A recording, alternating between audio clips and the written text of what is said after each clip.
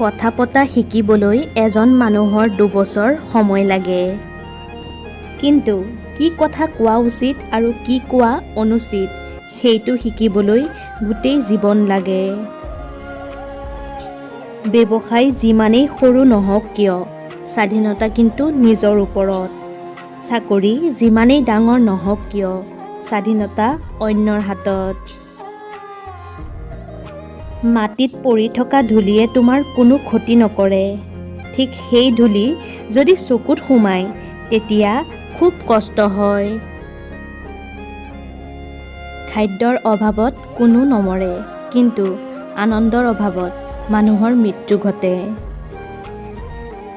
বাস্তৱ এইটোৱেই যে যিয়ে বিচাৰে তেওঁ নাপায় আৰু যিয়ে পায় তেওঁ অৱহেলা কৰে। ভালটো সকলোৱে থাকিব বিচাৰে, কিন্তু ভাগ্যই সেই সুযোগ সকলোকে নিদিয়ে। কোনোবাই তোমাক ঠগালে নাভাবিবা তুমি হাৰি গৈছা বুলি। ভাল কিছুমান কাম কৰি তুমি দেখাই দিয়া যে তেওঁ তোমাৰ যোগ্যই নাছিল। APJ আব্দুল কালাম ছাৰে কৈছে যে নিজক যেতিয়া অকলশৰীয়া যেন অনুভৱ কৰিবা তেতিয়া আকাশৰ ফালে চাবা আৰু ভাবিবা আমি অকলশৰীয়া নহয়, গোটেই পৃথিৱীখন আমাৰ বন্ধু। মধ্যবিত্ত ঘৰৰ ল'ৰাবোৰে পকেটত হাত সুমুৱাই খোজ কাঢ়ে, কিন্তু ষ্টাইলৰ বাবে নহয়, কাৰণ পকেটত থকা 50 টকাটো যেন হেৰাই নাযায় সেই ভয়তহে হাত দি খোজ কাঢ়ে।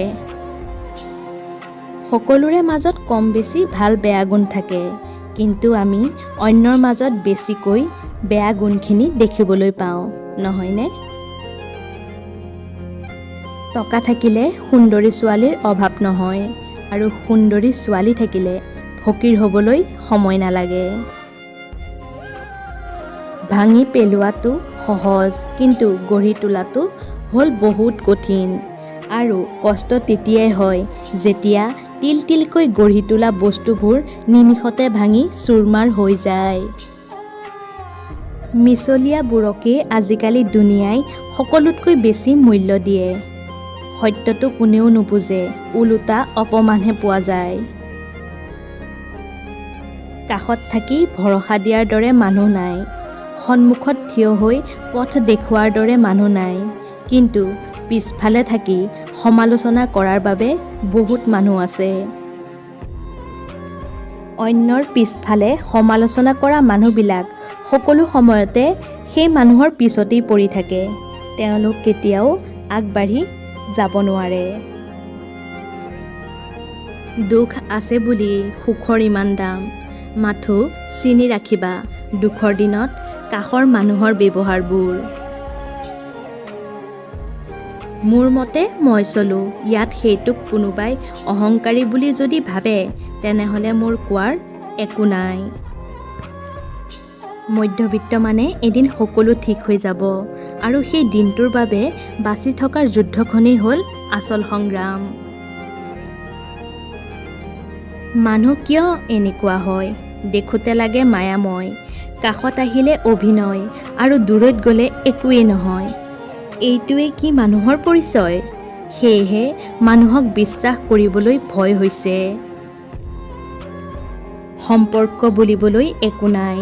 আজিকালিৰ দিনত স্বাৰ্থৰ ওপৰত নিৰ্ভৰ কৰে সকলোবোৰ। নিজেই নিজকে কেতিয়াও বেয়া নাভাবিবা। বদনাম কৰিবলৈ প্ৰতিবেশী, আত্মীয়স্বজন, বন্ধু-বান্ধৱ সকলোতো আছেই। একেলগে এটা শাৰীত থিয় হ'বলৈ মানুহ বহুত আছে, কিন্তু কাষত থিয় দিবলৈহে মানুহৰ অভাৱ। একমাত্ৰ বেকাৰ ল'ৰাসকলেই বুজিব পাৰে যে জীৱনটো কিমান কষ্টকৰ।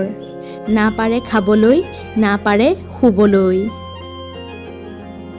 যি ব্যক্তিৰ ঘামৰ টকাই আমি সুগন্ধি সানি ওলাই যাওঁ, তেওঁৱেই হ'ল আমাৰ একমাত্ৰ দেউতা। প্ৰশংসা তুমি যিমান পাৰা কৰা, কিন্তু কাৰোবাৰ অপমান তুমি ভাবি চিন্তি কৰিবা, কাৰণ অপমান হ'ল সেই ঋণ যিটো সুযোগ পালেই সকলোৱে সুত মূল একেলগে ঘূৰাই দিয়ে। শুনিছোঁ কাৰোবাক ভাল পালে তেওঁ এৰি গুচি যায়। সেয়েহে আজিৰ পৰা দুখক বহুতো ভাল পাম। এই পৃথিৱীত কোনো ইমান ব্যস্ত নাথাকে। এই পৃথিৱীত তুমি যাৰ বাবে যিমান প্ৰয়োজন তেওঁ সিমানেহে গুৰুত্ব দিয়ে। জীৱনত সকলো বস্তুৰ অভাৱ হ'লেও একমাত্ৰ কষ্টৰ কোনোদিনো অভাৱ নহয়। কাৰ খবৰ কোনে ৰাখে, হাঁহিলেই কি সকলো ভালে থাকে?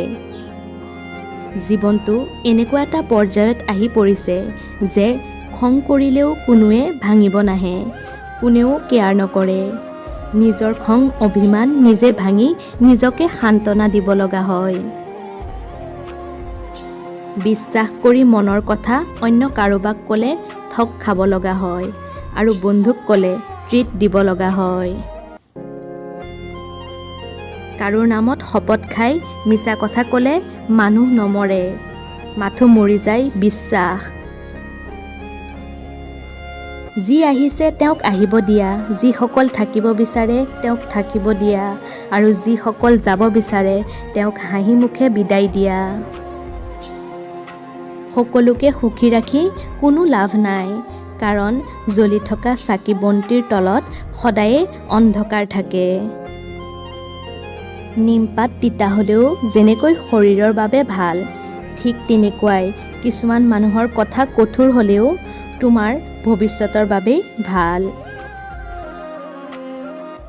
ধন্যবাদ বন্ধু বান্ধৱীসকল, আজিৰ ভিডিঅ'টো ইমানেই। যদি ভিডিঅ'টো ভাল পালে লাইক এটা কৰি কমেণ্ট কৰি জনাব আৰু ভাল লাগিলে শ্বেয়াৰো কৰি দিব। আৰু এনেধৰণৰ ভিডিঅ'ৰ বাবে আমাৰ চেনেলটো ছাবস্ক্ৰাইব কৰি ৰাখিব।